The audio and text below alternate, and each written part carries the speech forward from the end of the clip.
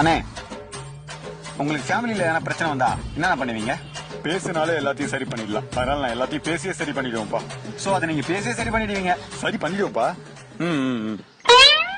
சரிண்ணா, பாத்தியா? வா அண்ணே, ஒரு நிமிஷம். உங்க ஃப்ரெண்ட்ஷிப்புக்குள்ள எப்பயாச்சும் சண்டை வந்துச்சுன்னா நீங்க என்னென்ன பண்ணுவீங்க? ஃப்ரெண்ட்ஷிப்குள்ள சண்டை வந்தா பேசிய கன்வின்ஸ் பண்ணிப்போம், இல்லைன்னா எங்களுக்குள்ளே நாங்க சாரி கேட்டுப்போம். சாரி கேட்டுப்பீங்களா? பாத்தியா? சரி வரேண்ணே, வா போலாம்.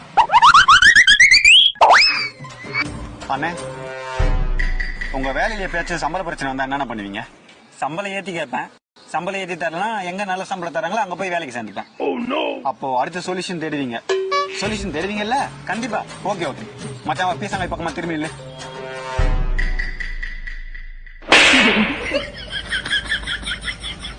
எல்லாருக்கும் ஒரு பிரச்சனை வந்து அடுத்து என்ன சொல்யூஷன் தான்டா தேடி போறாங்க.